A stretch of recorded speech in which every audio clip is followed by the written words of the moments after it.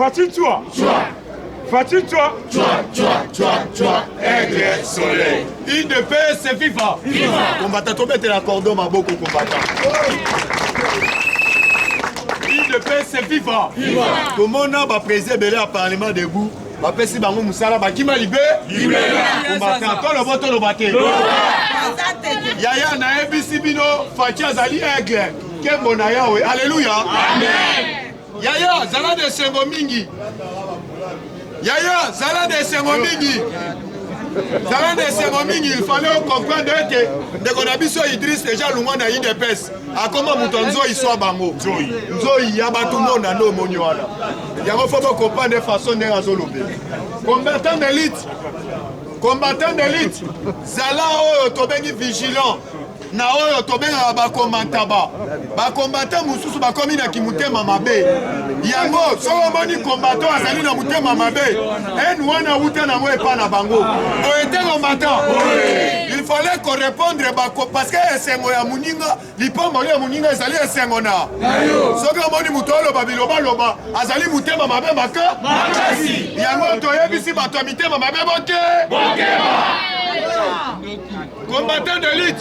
Nazoya Bisabino na minute oyo Fatia Zali aigle Toloba qui était cette fois-ci il fallait avant l'élection faut que ça là oh tobengi recensement chez Yaya lobi na sepela qui na papa Sama Lokonde papa Sama Lokonde azali aigle papa Sama Lokonde azali qui aigle yango topesi elongonya toyebisaki bino Sama Lokonde de temps en temps, azotindika ba ministre bazala oyo tobengi bato bilomé à terrain. Lobi azala kina aselo, asengi cahier de charge. A lobi mikolo tozali ko banda, tozo senga recensement le compte de maboko combattant. Yaya, nazo bisabino bato lamuka. Balala ki basutu ki balingi bangu. Yaya, banal bangulumi te bato alamuka. Basutu ki balingi bangu. Toyebisi bango Fatia zali aigle. Yaya, Fatia zali aigle. Azali na politique oyo tobengi électrobolere. Yaya, toyebisi bino bovanda calme recensement général oyo tokobanda na ville ya Kinshasa. Tokobanda ya Yambo na forêt équatoriale. Bon était combattant. Il fallait toi ebete ba pikime bazalaka encore. Combien? Yaya tant tokoluma wana tokobeta combien d'années? 4 ans. Yaya na ebisaka bino muko tomolo azali na mission. Na ebisi bino boko tuna ngu. Tozo répondre muzitu. Na kamwa kabakino balandaka muzitu. Baka musaka ngai. Muzitu wana droit koloba na mboka oyo te. Aza le seul premier ministre oyo azotelema même gratuité enseignement. On a biloko kolia bangoka bato bazotelema. Yaya tozoyebisa bino bandokyo balobaki Kongo ekobonga te oyo bainvestisseur bakoya te bazali lolenge lokola bato lokola muzitu. Lelo nazoyebisa bino lobby don oyo tobengi ya Japon ya masango eye lisusu. Yaya nayebisi bino bokolia bokole. Bapesi bango 15 jours ba évacuer biloko na bango. Yaya nazoyebisa bino bovanda calme. Mukwatomolo kuto atala makamba social te. Tala ba Congolais les seuls oyo tobengi pays oyo babunda makamba koleza la RDC. Mais omona badongolo misu mususu yaya ba mususu ba préparer ki ba carte oyo bakoya na mona 2023 batia libaya de ba Mukwatomolo. Biso toyebisi Mukwatomolo beta bortole. Combattant d'élite, la koyebisa yo zala na bolingo. Parce que toi komona moko ya don, moko ya richesse et batame pas à Congolais. Les ali mouté mama. Biso na bino to lité pour na laver mémoire ya peuple congolais to lingana. Et loko ya liboso. Parce que na yo komona même oyo tobengi esprit tribal et koti même tina bandako ya bato. Mutu alinga ya koluka ndako bazo tuna yo ozalaka na bana combien? Est-ce que yo mutu kolesa bango? Ozali ekolo nini? Yaya mitiri wana to sengete ba Congolais to tika yango. Tozala na bolingo. UDPS FIFA. Combattant d'élite na koyebisa bino ete aigle oyo tobengaka Cassandre devient Fumuti na minute oyo alinga comme un triple brassard. Yaya to biso to ko soutenir yango. Nanu to mona mona mondu te. Yaya tozalaki na Kabila o. Tozalaki na Kabila o. Boyoka Kabila dans président de l'Union africaine. Les seuls, IDPS c'est FIFA. IDPS c'est FIFA. Combattant au Kate, IDPS c'est FIFA. Fatibé, Mohamed Ben, les Gamou Kishibe, Moukou Tombalo Ben, le président de l'Union africaine Ben, président Yassadek Karamini Ben, combattant au Boyi, on me la javel la 50 fois là, libé. Yaya, ceux qui ont boyi, kuna na Brazzaville bakote le misayo, bakobeta fanfa tellement pour la Félix Antoine tu le modissé. Okende kofunda lisusu wapi. Yango toyebisi yo combattant. Na moment oyo bamuna na biso na minute oyo bazangi argument solide ya ko défendre nango sur le terrain parce que ba comprendre que Moukou Antombolo le Cassandre azali ko emboîter le pas comme Jésus-Christ Nazareth. Awa na yebisi bino na actualité politique donc nango sur le terrain na uti Holanda ba ministre oyo asamba lokonde oyo ba utaki ko sala ba détournement bazo senga des comptes final combattant bino bondimi bazo bien bazote ba ministre yasamba lokonde Yaïr Lukamba bazo senga des comptes final yaya est-ce que bondimi bazo bien bazo des comptes ba ibaki ba ministre, bossa la marche. Botambola na la marche. Nana Nino Papa Willy Bakoma. Il n'est pas au sein des comptes finales. Il est père à son bien soit. Il ne peut c'est FIFA. Combattant comme ça, FIFA longa. Il ne peut c'est FIFA. Fatibé. Non, Maïbé. Les Gamou Kishibe. Le président de l'Union africaine. Combattant les Tozolo Bawa. Toyebisi Christian Chiwewe. Kabal moko balingi bakotsa na bana mura. Nawa tobengi shikata. Babani diabolisation. Abani ko diaboliser bango balobi shikata zwaka mbongo ebele, mura zwaka mbongo ebele te. Toyebisi Christian Chiwewe. Zanali sur likolo ya nini?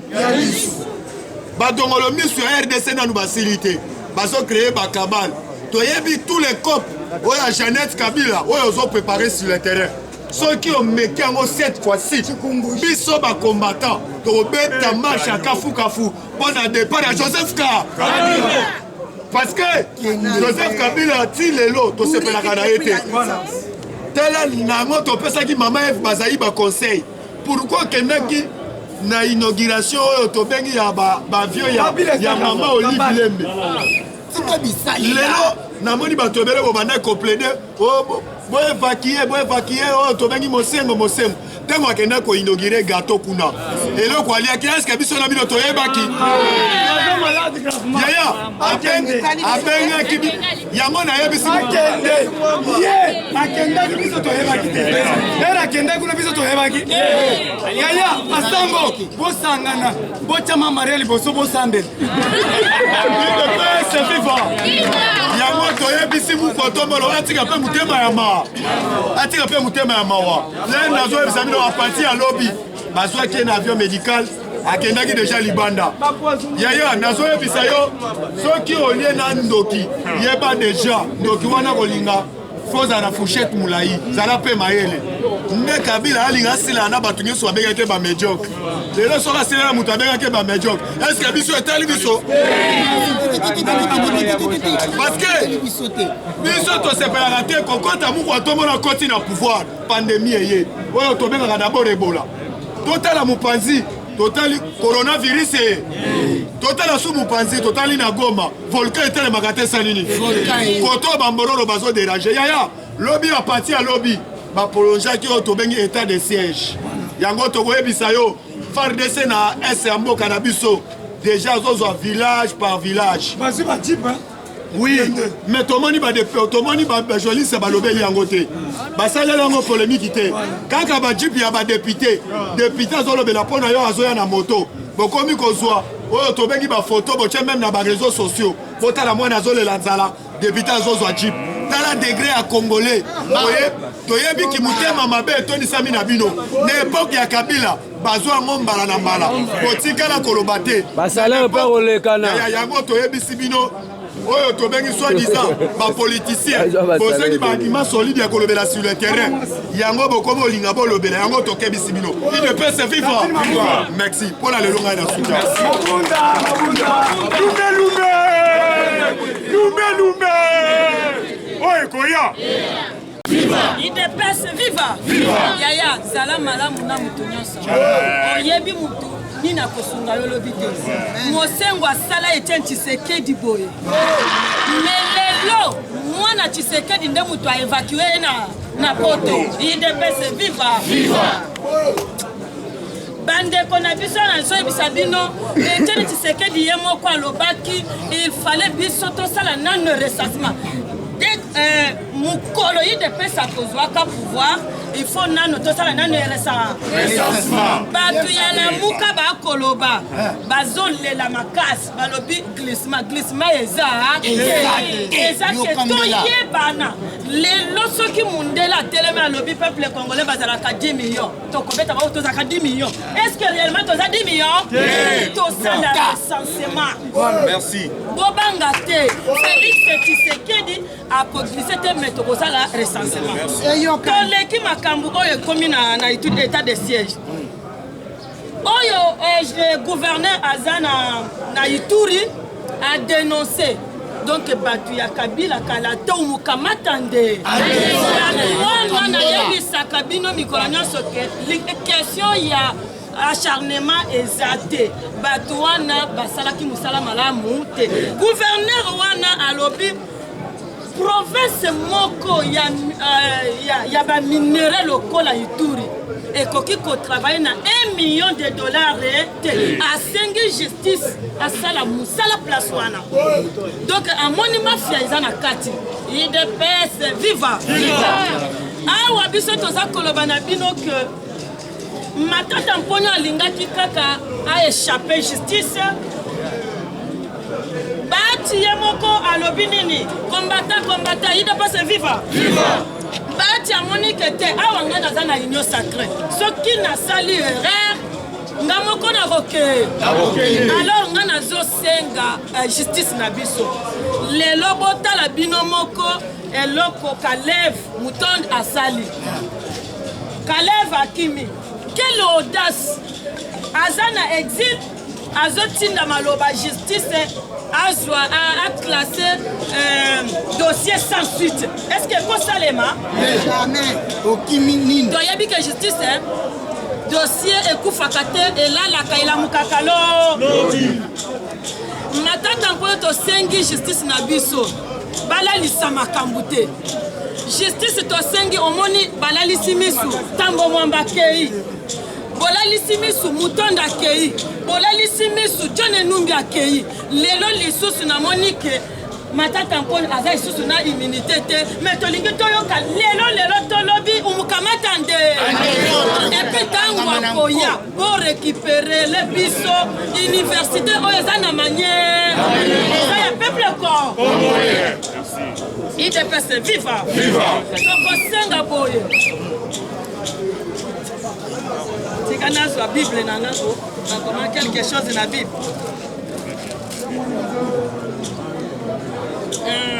na RVA na biso boyokaki bino moko ke bakangaki directeur ya RVA me banome directeur ya RVA ya sika na kombo na ye eza sans formol na kombo na ye Alphonse Shungu tokobetela ye maboko Alphonse Shungu oyebi mutu na yo oyo yo remplacer aza wapi na prison makala musala kitoko babiye wana ekita kaka priande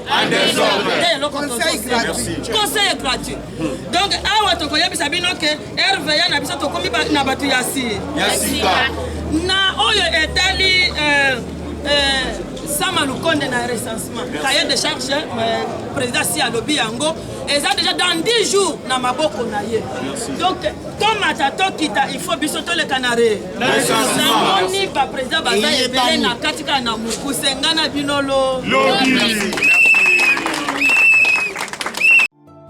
Une histoire à écrire avec des lingots d'or dans les annales des femmes vertueuses. La création du trophée M. Kassalou par la Lisadelle. Trophée M. Kassalou, se reconnaître le mérite de la veuve de l'opposant Étienne Tshisekedi Wamulumba. Femme d'honneur, femme forte, femme vertueuse, artisan de héros que l'on veut de vive voix.